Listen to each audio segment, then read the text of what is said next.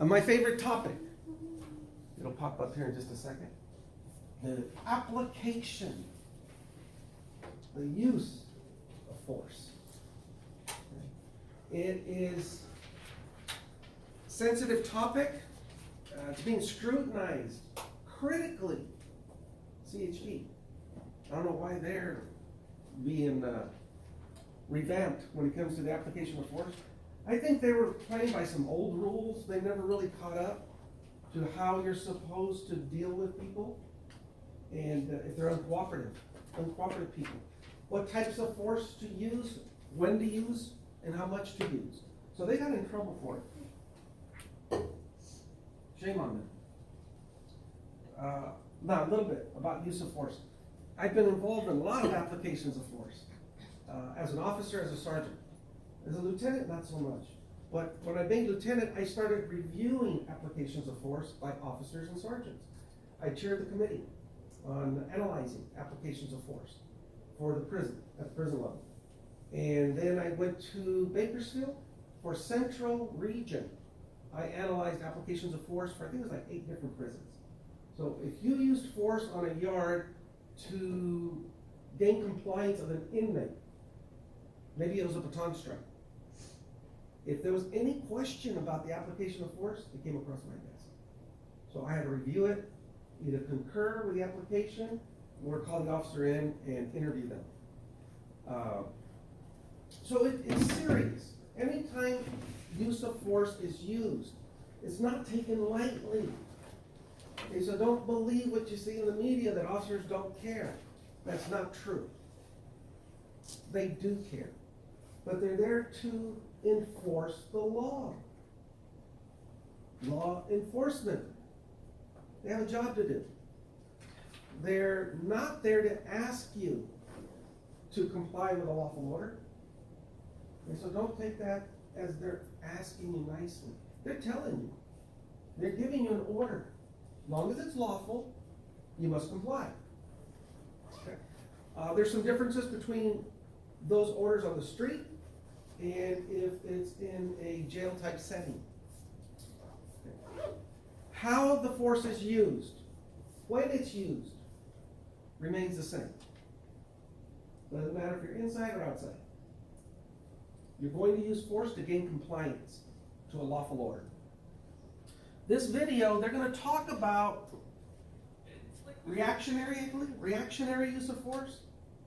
Okay, reaction. Someone did something, and you as an officer are reacting to that action to enforce the law or a lawful order. There are times when you as an officer will take the active role for non-compliance. Demonstrations, they're pretty good. They're sitting down, nobody wants to move because they're protesting. Picture them. You've been ordered to clear the area. That's your job. They didn't ask you to do it, they ordered you. You're going to go to this peaceful rally, we'll call it, and order these people. You have to move. They're going to tell you where to stick it. So you just say, well, Sarge, hey, they say they ain't going. You must get them to comply. How you do that is where the use of force comes in. Now, modern police forces, it works great. Water cannons. Water cannons are awesome. You can gear up the amount of pressure to handle a specific type of a crowd. We use them in prisons to break up inmates, water cannons. Our cannons, as on the street, have the ability where you can add in a chemical agent and disperse a chemical agent through the water stream. Works beautifully. It doesn't really hurt. There's no long-term effect. And you get compliance. Has anybody been gassed? Pepper spray, mace, nothing. Would you like to be gassed? I like gassing people, so I can bring in a canister and hit you all. No. Okay. No, but you're going, if you plan on continuing in law enforcement, you're going to go to an academy, you're going to get gassed. Okay, that's just the way it goes. You have to be able to work through the effects. of that chemical agent. Okay, so I have a crowd, they don't wanna move. I get my water cannon out. It's portable, it's mounted on the back of the vehicle, and you just start moving people out with water pressure. It's better than getting out there with batons and shields, like gladiators, and pushing people back and hitting them with a baton. Somebody's recording, and it's police brutality. Look at these poor people, they weren't hurting anyone. Of course, they're not gonna report that they were ordered to move and they didn't. A water cannon plays good on TV. Here are all these people, peaceful as can be. Well, here comes a little water, it was a warm day. We're cooling them down. Okay, it just plays a little better. The injuries are nowhere near as significant. Okay, so let's watch this video. I want to say it's 10 minutes, not sure, but it's informative. 2 minutes. Police officers can open fire. The proposed legislation is in direct response to last month's deadly police shooting of Stephon Clark. He was not armed at the time. Carter Evans is at the California State Capitol with more on this story. Carter, good morning to you. Good morning. Lawmakers want to raise the standard for when police can use deadly force from when it's considered reasonable to only when it is absolutely necessary to preserve human life. They believe that'll encourage officers to defuse more situations, but others believe it could put police lives in danger. Do not underestimate the power of grief. Tensions remain high in Sacramento more than 2 weeks after the police shooting of 22-year-old Stephon Clark. At a city council meeting Tuesday, community members demanded answers and action. You better give us justice, because you're damn sure not ready for what comes next. Those cries for justice and reform have now spread from Sacramento's City Hall to the state capitol. The time is now to act. Time for California to step up. California lawmakers plan to introduce new legislation raising the standard for when police officers can use deadly force. In the 6 seconds between the time officers called out to Stephon Clark and opened fire, current California law required them to determine whether the use of deadly force was, quote, reasonable. But the new law would require them to determine whether it's not just reasonable, but necessary. This policy authorizes police officers to use deadly force only when it is necessary to prevent imminent and serious bodily injury or death. This is a split-second decision in many cases. It's not only a split-second decision, but it's a critical one that'll last forever. Assemblymember and former California Highway Patrol officer Tom Lackey says changing the deadly force standard could put an unreasonable burden on officers caught in dangerous situations. Is your concern that it would cause more questioning at a critical time when seconds count? Well, clearly that's going to be the result, is that it would cause maybe even loss of life, maybe even loss of officer life, because there would be hesitation, less than a second on many occasions. Assemblyman Lackey says the better solution here is to improve police training. This bill, by the way, is likely to face stiff opposition from law enforcement organizations. Their voices carry a lot of weight here in Sacramento. Deanna? They sure do, Carter. Thank you. What do you think? Courtney, what do you think?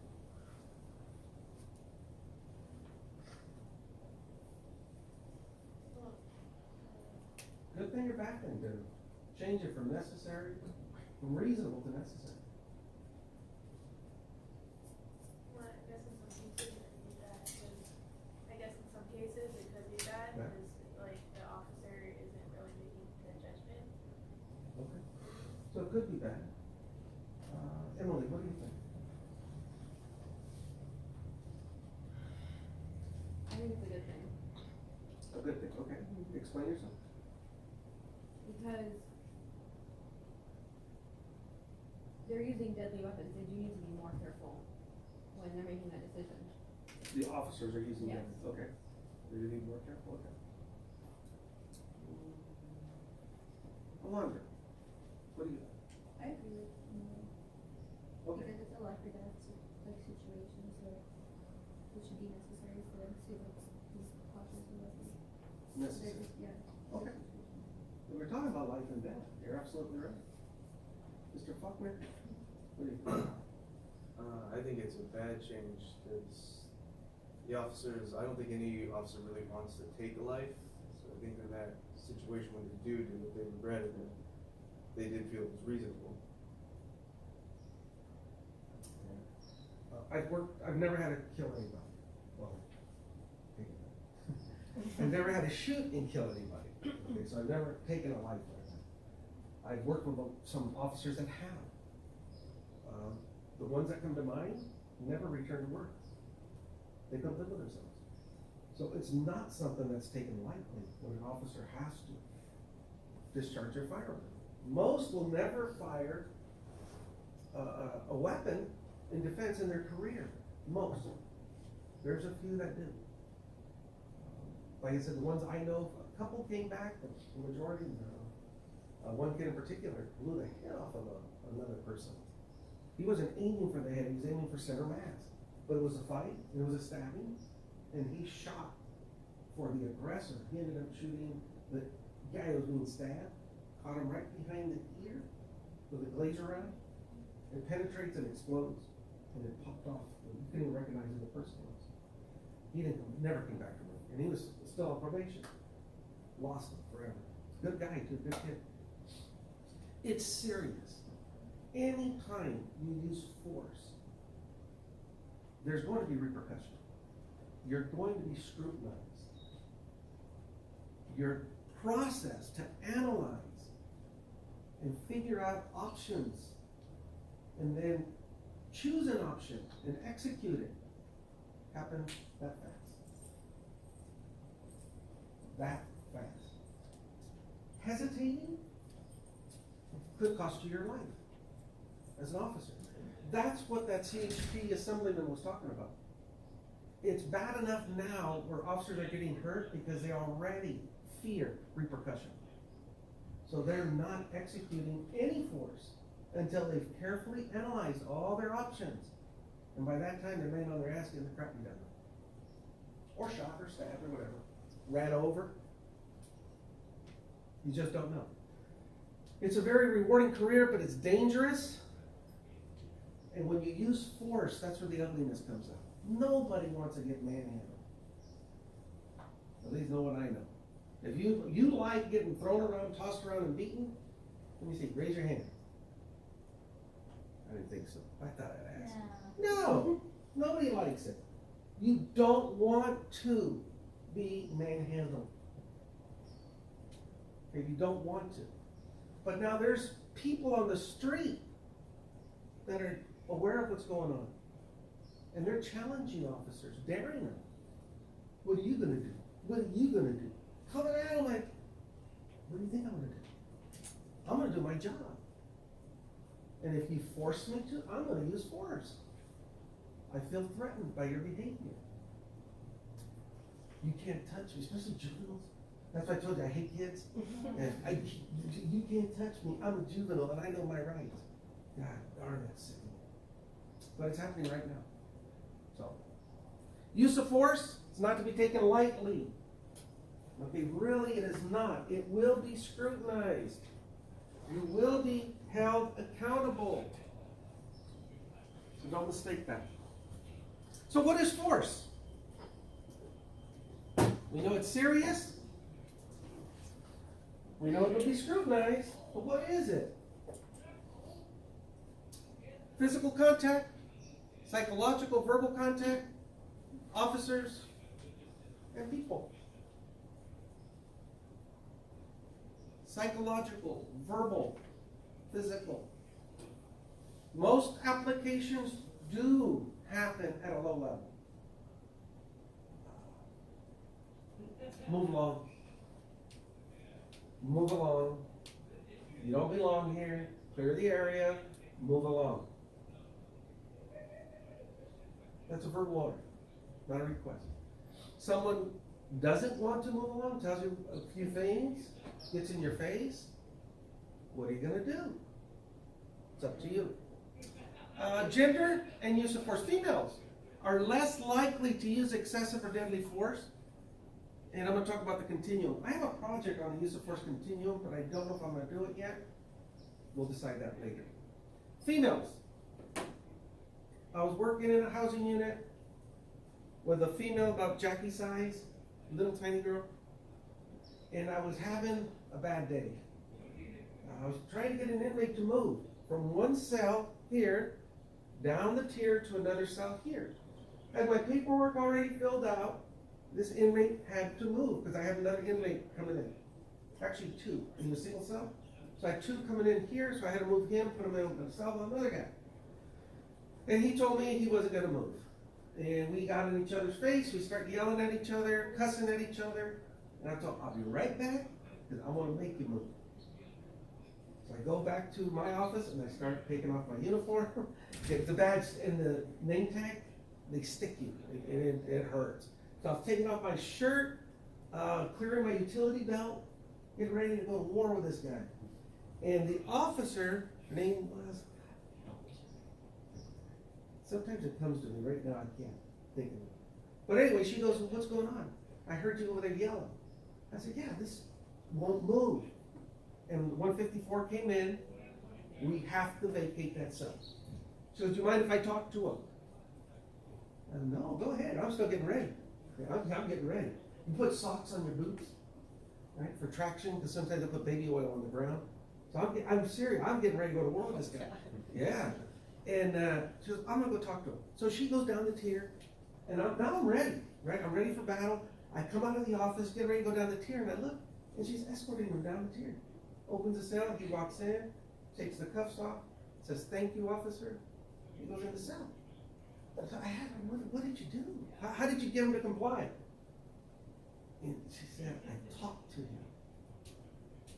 That's ingenious. Talking to an inmate instead of yelling and demanding and ordering. I'm gonna have to try that one day. Communication. Females can communicate. Guys talk. There's a big difference. Chris and I could be having a conversation about my truck. The whole time I'm talking, he's thinking about what he's gonna tell me about his truck. Or what he saw last night about trucks. He's not really listening. He hears maybe every other word or so. And as soon as I end my statement, he goes, yeah, the other night, he didn't even acknowledge what I said. That's a guy talking, okay, to another guy. Man, am I lying? Absolutely right. I'm guilty. I do it too. Listen to girls, women talk amongst themselves. They listen. I went and I did this. Really? So what? They ask questions about the experience. How did it go for you? Oh, that's so nice. They don't mind listening, acknowledging. It's called active listening, actually. It's called active listening. They're engaged. That's called communication.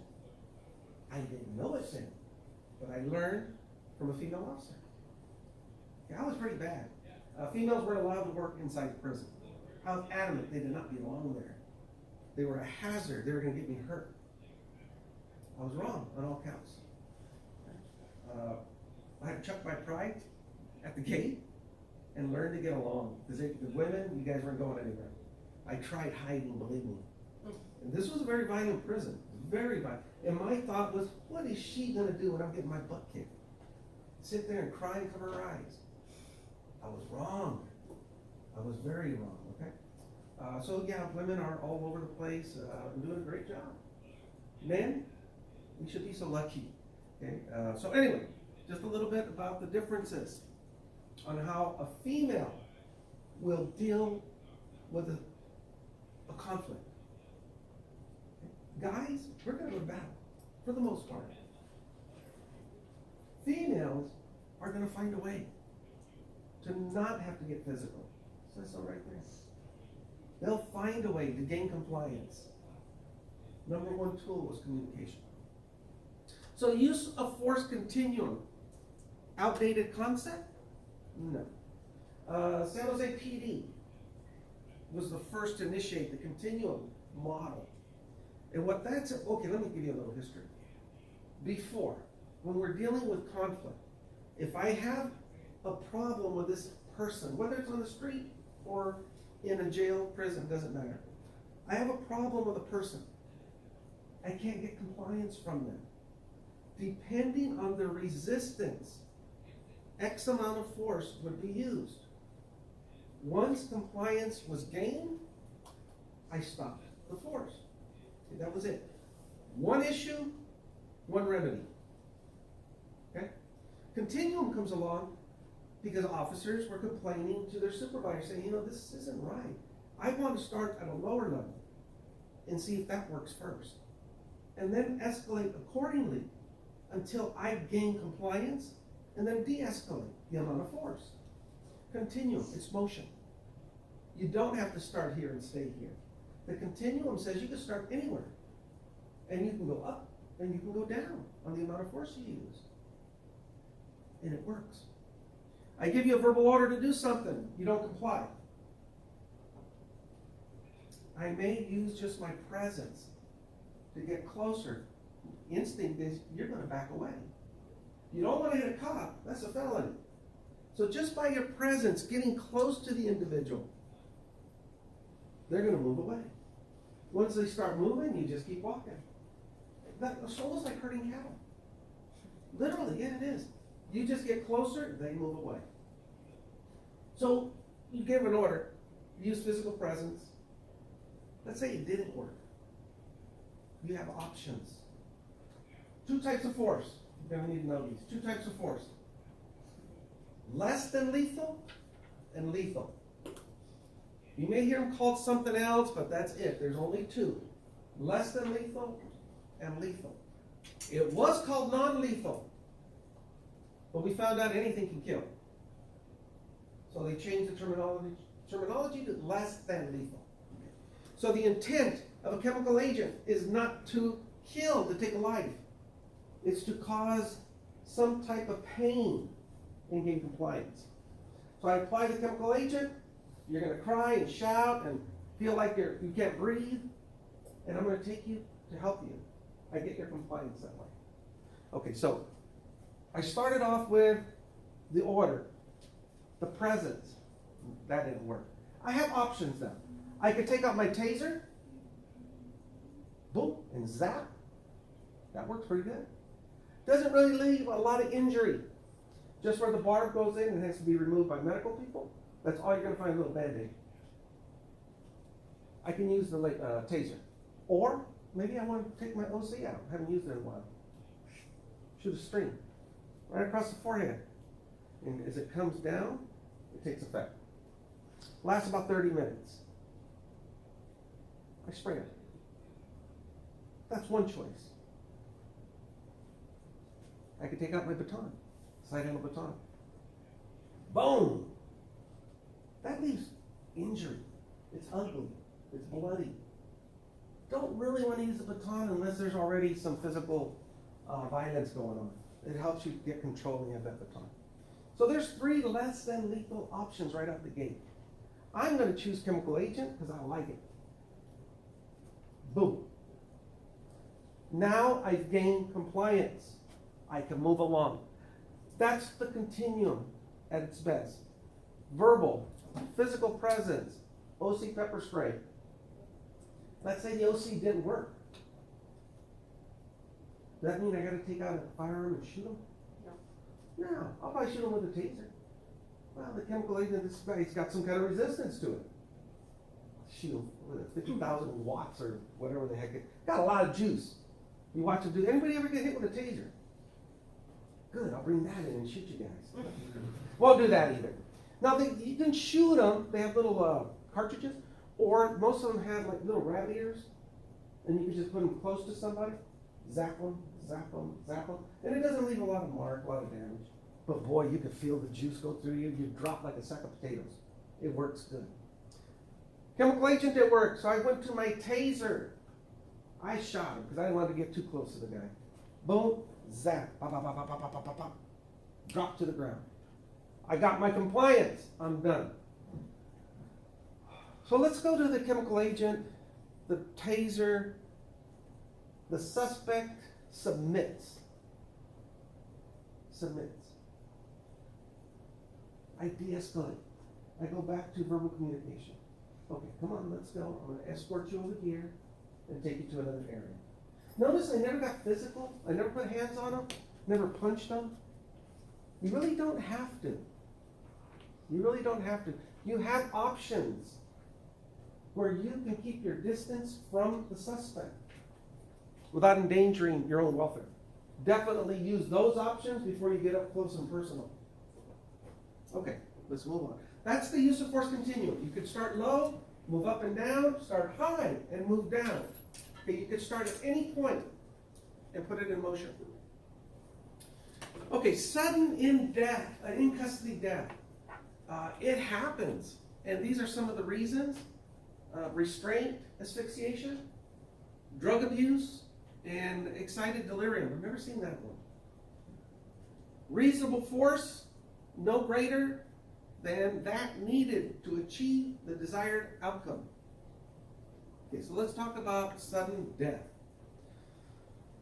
1992. Gotta get my dates right. 1992. We had inmates on medication. This was in Vacaville State Prison. So we have inmates that are receiving certain types of medication. If any of you have medication, you take it, you know there's a heat sensitivity to some. You can't be out in the weather if it's over X amount of degrees. Okay, this happened in custody. The inmate was taking medication, and it said something about if he was in weather higher than 98 degrees, you had to provide ventilation and ice or something to keep him cool. Because otherwise the medication could have a reaction. Well, this inmate was taking the medication and staff wasn't doing anything when he got sick. They just told him, knock it off. You're an inmate. Shut up. Sit down. He died that night. Okay? He died that night. He asphyxiated himself. He couldn't breathe. The heat overcame him. And because of him, his name was Armstrong. Because of Armstrong, they revamped the entire way we look at medication. If we give them some type of medication, you got to look at those heat triggers because they do die in custody. And it costs a lot of money for the state in civil lawsuits. Okay, so you have to be careful. How that applies to you. If you're working as a peace officer, law enforcement, you take someone, a suspect, into custody. You're going to put them in a holding cell, usually, and then book them down at the county. You need to ask, what kind of medications are you on? That includes the interview rooms, interrogation rooms. You have to make sure that they're going to be okay with whatever the element is in their environment. Okay, reasonable force. We just saw the video about reasonable force and necessary force. The language we use is reasonable force. No greater than that needed to overcome the resistance. No greater. So if a person approaches you, puts up their fists, and they want to fight, what kind of force should you use? Think about it. You can meet them with equal force or above. They come to you, they want to fight. What are you going to do?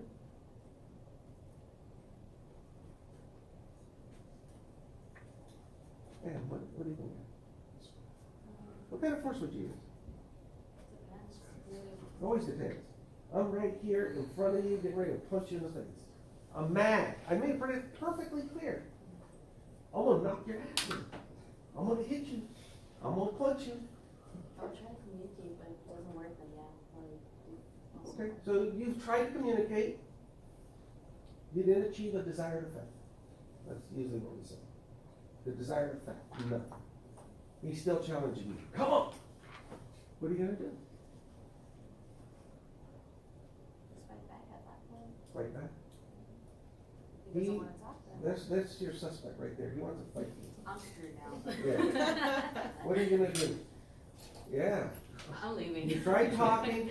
There's no harm in taking a step back. Retreat. Listen, calm down. Take control. That failed. Tyler still failed. He wants some blood. Okay? Calm down. And he says, no, I'm going to. So you, listen, calm down. But he comes at you again. No. Tyler, what would you do? I'm coming at you now. Tase you. Tase me. equal force or above. Desired effect. You tased me. I dropped to the ground. Now what are you gonna do? Handcuff you. Handcuff me. Put me in restraints. I'm cuffed. Now that I'm handcuffed, the barb is still in me from the taser. Are you gonna keep jolting me? Hey, look, check this out. Hey, come here, take a look at this. Are you gonna continue to have fun with me? No. Some cops do. It gets them in trouble. Big trouble. Once the resistance is overcome, that's it. Handcuffs are on. There's no threat. The use of force stops. You disengage your little cartridge. I think they wrap it up and leave it there for the medical people to come out and remove later. You take control of your suspect. You have him in restraints. Arms are jacked up. And you're escorting him. You're taking him to the car. You go throw him in the back of your cruiser. On your way there, he's kicking at you. Bam. I had one guy, true story. Escorting him down the, it's called a quarter, big quarter. I'm escorting him, this is actually the same guy that had stabbed me. So I'm escorting him down the corridor, and yeah, I had him jacked up good. Sergeant Cannon, his name was Lester Cannon, was walking this way. He goes, oh, it looks like you got one. The inmate didn't like what he heard, reared up, kicked the sergeant, see, it would have been his left knee, and broke it. It went back that way. While he was in restraints. So I dropped him, and then I put him in leg irons. Shots. And I said, let's go. Then he walked like this the rest of the way. Leg irons are real good, okay, very effective. So enough force to overcome the resistance. And then nothing more. You don't get that extra shot. Never. Doesn't matter what agency you work for. Say you got hurt. The inmate or the suspect got the better part of you. Bam! This happened to a friend of mine, I'll tell you that story. Knocked him out. You're out. Right? Responding staff comes in, the inmate gives up and says, hey, I'm done. Turns around, cuffs up. So you cuffed them. Now you come to, the officer got knocked out. Whoa, what was that, right? He goes, I'm gonna get this up, but he's in restraints. Are you gonna let your partner beat the crap out of this guy? No, once they're in restraints, it's over. Okay, now this is what happened. It was in Max lockup, it's called the SHU unit, segregated housing unit. We were bringing the yard in. Servin was the inmate's name. Tall, skinny Mexican guy from LA, gangbanger. We brought him in off the yard, and him and my partner, Gilbert, were always at it, like cats and dogs. They hated each other. So Gilbert tells him, he's about your size actually, but slender, the inmate, right? He tells him, I'm gonna come down to your cell, don't close the door, because I'm gonna kick your ass. He's telling the inmate.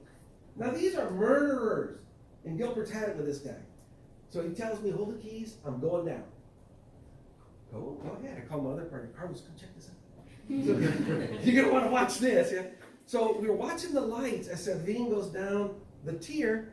He stepped into his cell, but he didn't close the bars. So the light didn't go off. He changed it from red to green. It stood red. You can hear the rattle. Bam! When they close the door. No rattle, no bang. So Gilbert said, let me down the tier. It's a little selling point. So I open it, let him in, hit the button, inner door opens, and he goes down the tier. He gets to the inmate's cell, and as he turns, now remember, I'm watching from about 50 feet away. All you see is Gilbert's head goes flying back. He punched him. As soon as Gilbert turned around, Servin was waiting for him by the cell like this, just punched him as hard as he could. Kind of saw the head and the fist. The fist goes back, Gilbert goes down, and then you hear the door go, clack, clack, clack, clack, clack. Hey, he was done. Gilbert was out. We had to go get him off the tier. That was embarrassing. Embarrassing for our side. We lost that one. No retaliation? None. Gilbert bit off a little bit more than he could chew. He should have been doing that. You gotta be careful as an officer. You're going to get challenged. You're going to get challenged. You don't want to come across as being weak, where you can be intimidated. by these people, but you also don't want to go around picking fights either. And some cops, I worked with two of them, Terry Bush, Rob Knudsen. Terry Bush was a karate guy. This dude loved to fight. And Knudsen was a bodybuilder, this massive human being. And he should not have been able to move the way he did, because he could fight. He did that fake wrestling, what's that called? WWE. Like WWE stuff. And anyway, this guy was big. He loved to put hands on inmates. He'd grab an inmate by the collar and just fling him. Damn, Rob, take it easy. We're unloading a truck and here comes an inmate. Oh well, Terry, my other partner, he would take inmates between the units. Take off his shirt. Because the inmate wanted to fight him. He said, bring it on. Terry never backed off, never lost a fight. Never lost a fight. Not like Gilbert. Gilbert got his butt. Okay, so these things were happening in the early 80s. Okay, that doesn't go on anymore. They don't do that. Officers, if you didn't like an inmate, just go into their cell. Sometimes you win, sometimes you lose, but that's the end of it. Okay, there's no retaliation, no hard feelings. You can't do that. Nor should we have been doing it then, but it was just a culture that when I started, that if an inmate challenged you, it's on. Okay, it can't be weak. Use of force, reasonable force. Let's get back to what we should be talking about. Reasonable force is that force to overcome resistance, no more. Okay? Excessive force is when you overcome resistance, but you keep going. You exceed the amount of force that you should have used. Then there's unnecessary. And that's kind of what that video was talking about, force that really isn't necessary. You used force in a situation that didn't require any. You're obviously out of your duty. You shouldn't have been doing it. Here's a video of how officers train.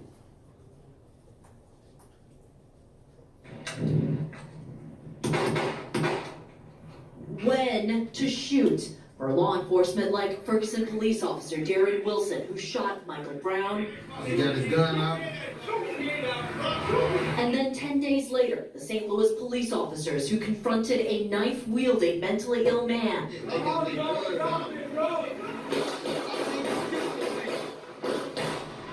That decision begins with training at the police academy. This is standard training in a police academy. Throughout the United States, this is standard training. Forensic criminologist Ron Martinelli says he's been an expert in more than 100 shooting cases, most of them officer involved. Wearing a standard officer duty belt. I don't know this person is armed. He's just a big guy and he's intimidating. Ferguson police say Michael Brown's body was found 35 feet from the police car. It's unclear what distance he was shot from. But these types of officer-involved shootings typically happen in close proximity. At a San Diego area shooting range, using training weapons, Martinelli shows us what's called the 21-foot rule. Sir, you put that knife down right now. Drop that knife! The assailant rushes. Drop it, drop it! Do you even have time to aim at this distance? From this distance, there's no aiming. Everything takes time. 2 seconds to unholster and lift the gun. You have to depress the button, you have to